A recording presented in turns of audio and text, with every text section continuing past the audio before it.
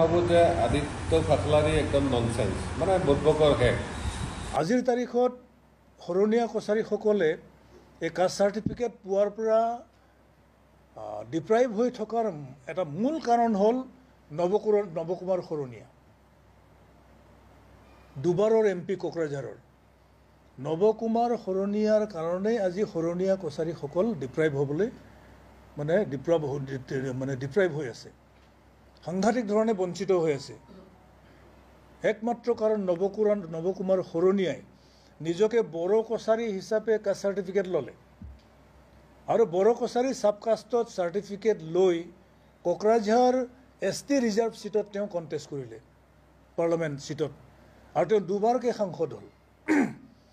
দুবাৰকৈ সাংসদ হোৱাৰ পিছত নৱশৰণীয়াই কিন্তু নিজকে কেতিয়াও ট্ৰাইবেল হিচাপে চিনাকি নিদিলে, বড়ো কছাৰী হিচাপে চিনাকি নিদিলে, বৰঞ্চ তেওঁ সম্পূৰ্ণৰূপে সাম্প্ৰদায়িক বিষ বিয়পালে।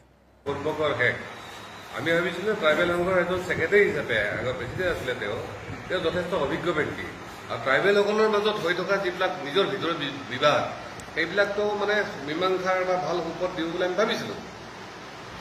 কিন্তু আমি দেখিলোঁ যে তেওঁলোকে নিজৰ ব্যৰ্থতাটো লুকুৱাৰ কাৰণে আৰু নিজৰ ন্যস্ত স্বাৰ্থ অভিবৃদ্ধিৰ কাৰণে তেওঁলোকে কেৱল শৰণীয়া কছাৰী এখন চাৰ্টিফিকেট নোপোৱাৰ কাৰণটো নৱশৰণীয়া বুলি কৈছে।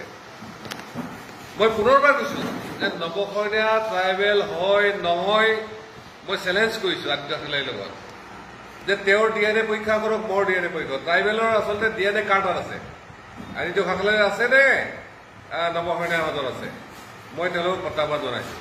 দ্বিতীয়তে আমি ভাবিছিলোঁ যে আমাৰ হয়তো দীপজ্যোতি বা সৰু ল'ৰাকেইটাই অসম চৰকাৰৰ লগত যিখিনি আলোচনা কৰিছিল সঠিকভাৱে কৰিব পাৰিছিল বা ভুল কৰিছিলে, কিন্তু মই ভাবোঁ যে এইটো আচলতে ষড়যন্ত্ৰ আছিল। কাৰণ সোণোৱাল চিফ মিনিষ্টাৰ হোৱাৰ পিছত ধুনীয়া এটা প্ৰচেছত নৱশৰণীয়াই চবকে মাতি আনি প্ৰচেছত পেলাই দিছিলে, কিন্তু শেষতকৈ তেওঁলোকে কি সিদ্ধান্ত কৰিলে যে শৰণীয়াসকলক শৰণীয়া হিচাপে চাৰ্টিফিকেট দিব লাগে, যিটো ট'টেলি ভুল। আমি হোৱাৰ লগে লগে কৈছিলোঁ যে সাংবিধানিকভাৱে যিহেতু শৰণীয়াসকলক এতিয়াও ট্ৰাইবেল হিচাপে মানি লোৱা নাই, কছাৰী, বড়ো কছাৰী, ৰাভা, মিৰি এইবিলাকহে আছে, আৰু সেই ভুলটো কৰাৰ ফলত যিটো কাৰণত হাইকোৰ্টত তেওঁলোকে অৰ্থাৎ অসম চৰকাৰে উইথড্ৰ কৰি ল'ব লগা হৈছিল।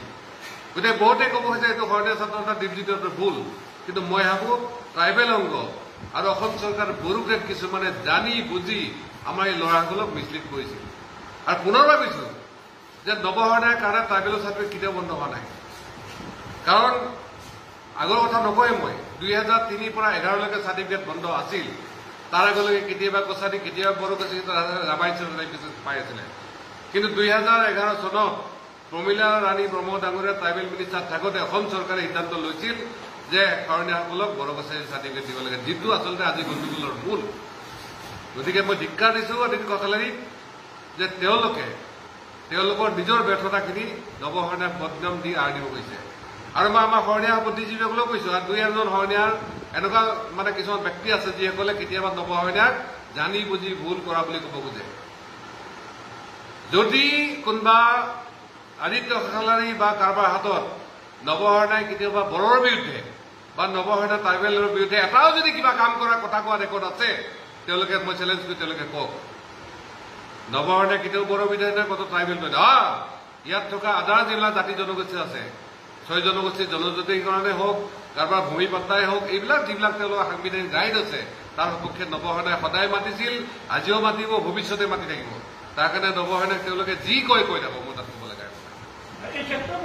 ভুলটো হ'ল আমাৰ অসম চৰকাৰৰ, কাৰণ মাইবা হ'ল অসম চৰকাৰ, ট্ৰাইবেল অংগত এটা এজেঞ্চি তেওঁলোকক ৰিকগনাইজ কৰাৰ কাৰণে বা চিনাক্তৰ কাৰণে কৈছে, সেইটো অসম চৰকাৰে কৰিব পাৰে। যদি শৰণীয়া কছাৰী সকলে আছে কছাৰী হিচাপে চাৰ্টিফিকেট দিব খোজে, মাত্ৰ এটা নটিফিকেশ্যন কৰিবলৈ অসম চৰকাৰে যে শৰণীয়া ছাত্ৰ সন্থা বা শৰণীয়াসকলৰ ৰিকগনাইজ কোনোবা সংগঠনে এইটো ৰিকগনাইজ কৰক, তেতিয়া এই ইছ্যুটো সমাধান হৈ যাব।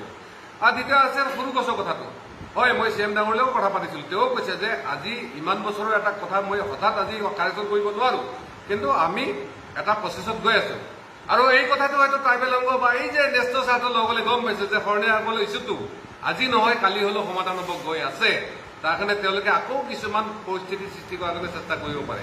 এফালে আমাৰ ছাত্ৰ সন্থাকে ধৰি কাৰোবাৰ অলপ মিছলিড কৰিব চাইছে, দ্বিতীয়তে আকৌ যিটো মুভমেণ্ট আৰম্ভ হৈছে অকল শৰণীয়া ছাত্ৰ সন্থাৰ নেতৃত্ব হৈছে, কিন্তু শৰণীয়া ছাত্ৰ সন্থা কেৱল নহয়, প্ৰতিজন শৰণীয়া কছাৰী জাতি জনগোষ্ঠীৰ বুদ্ধিজীৱী ছাত্ৰ ভিক্টিম সকলোৱে মিলি এই আন্দোলনটো আগবঢ়াই লৈ গৈছে। এই আন্দোলনৰ আকৌ ডাইভাৰ্ট কৰাৰ চেষ্টা কৰিছে। ইয়াত হয় শৰণীয়া ছাত্ৰ জনতা বা এইবিলাকৰ মাজতো দুই এজনকা ব্যক্তি আছে যিবিলাক কোনোবা পাৰ্টীৰ এজেণ্ট হৈ কাম কৰি আছে। যেনেকুৱা আকৌ কিছুমানে কৈছে যে আকৌ আমি ভোট বয়কট দিব লাগে। মই আগৰবাৰ কৈছিলো MP ইলেকশ্যনৰ সময়ত কোনো কাৰণতে শৰণীয়া ছাত্ৰ জনতাই ভোট বৰ্জন কৰাৰ নৈতিক অধিকাৰ নাই। গণতান্ত্ৰিক দেশত এইটো কৰিলেও কৰিব নোৱাৰে তেওঁলোকে। গতিকে এইবাৰো হয়তো কিছুমানে ষড়যন্ত্ৰ কৰিব পাৰে, মানে ভোট বৰ্জনৰ মানে তেওঁলোকে দিব, তাৰপিছত কোনোবা মিনিষ্টাৰ MLA আহি কিনে যেতিয়া বুজাবুজি হ'ব, তাৰপিছত তেওঁলোকে কোনো নাই ৰাইজে ভোট দিয়ক। গতিকে শৰণীয়াসকলৰ যিখন আন্দোলন গঢ়ি উঠিছে শৰণীয়া ছাত্ৰ জনতাৰ নেতৃত্বত, এই আন্দোলনটো যাতে মিছলিড কৰিব নোৱাৰে তাৰ কাৰণে মই নিজে সচেতন আৰু আমাৰ শৰণীয়া জনগোষ্ঠীৰ প্ৰতিজন সচেতন ব্যক্তিকে ছাত্ৰকে আমি কৈছো যে এইবাৰ এই আন্দোলন যাতে কোনো কাৰণতে ভুল পথে পৰিচালিত নহয়। এই আন্দোলন সিদিনা শেষ হ'ব যিদিনা শৰণীয়াসকলৰ এই চাৰ্টিফিকেটৰ বা জনজাতিকৰণৰ ইছ্যুটো সমাধান হ'ব। আৰু মোৰ দৃঢ় বিশ্বাস উইদিন ডিচেম্বৰ আমি যদি ভালকে লাগো উইদিন ডিচেম্বৰ এই সমস্যাটো সমাধান হ'ব। আৰু যদি শৰণীয়া ছাত্ৰ জনতাৰ নেতৃত্বত গঢ় লোৱা আন্দোলনটো কোনো কাৰণতে মুখিমূৰ কৰিব পাৰে তেতিয়াহ'লে হয়তো অলপ ইফাল সিফাল হোৱাৰ সম্ভাৱনা আছে। তথাপিতো মই শৰণীয়া জনগোষ্ঠীৰ সকলোকে মই আহ্বান জনাইছো আপোনালোকে একত্ৰিত সংগঠিত হওক আৰু আন্দোলন যাতে কোনো ন্যস্ত ছাত্ৰৰ লোকে যাতে কোনো কাৰণতে ইফাল সিফাল কৰিব নোৱাৰে।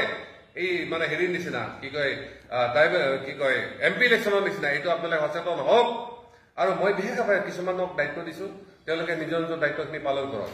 কাৰণ আমাৰ যিটো ব্লেম আছে যে সৰু গছ হিচাপে সেই ব্লেমটো আমি কেনেকে দূৰ কৰিব পাৰিম সেইটো আমি চেষ্টা কৰি আছো।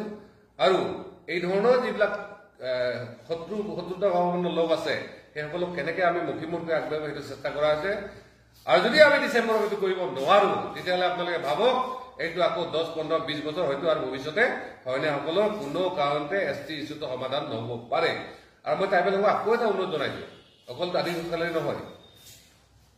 মই কৈছো আগতেও কৈছিলো যে গুজৰাটত এই ধৰণৰ ট্ৰাইবেলৰ মাজত কাজিয়া লগাৰ ফলত চৰকাৰে বাধ্যতামূলকভাৱে সকলোৰে ওপৰত ভেৰিফিকেশ্যন লগাই দিছে।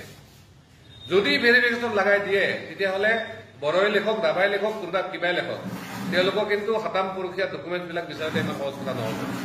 সেইকাৰণে কৈছো যদি শৰণীয়াসকলক কোনোবাই মানে ষড়যন্ত্ৰমূলকভাৱে বা স্ব ইচ্ছাই যে তেওঁলোকৰ হাৰাছমেণ্ট সদায় কৰি থাকিম বুলি ভাবিছে তেওঁলোকে কিন্তু সচেতন সাৱধান হোৱাটো দৰকাৰ। মই আপোনালোকৰ ভালৰ কাৰণে আমাৰ সকলোৱে ভালকৈ এই কথাকে আহ্বান জনাইছো। আৰু নৱশৰণীয়াক ব্লেম কৰাটো আপোনালোকে বাদ দিয়ক। নৱশৰণীয়াই কোনোদিনে STৰ বিৰুদ্ধে বড়োৰ বিৰুদ্ধে একো কথা কোৱা নাই, একো পদক্ষেপ লোৱা নাই। আৰু দ্বিতীয়তে নৱশৰণীয়াৰ কাৰণে চাৰ্টিফিকেট বন্ধ হৈ থকা নাই। পূৰ্বকৰ শেষ আমি ভাবিছিলো ট্ৰাইবেল সংঘৰ এজন ছেক্ৰেটাৰী হিচাপে আগৰ প্ৰেচিডেণ্ট আছিলে তেওঁ যথেষ্ট অভিজ্ঞ ব্যক্তি আৰু ট্ৰাইবেলসকলৰ মাজত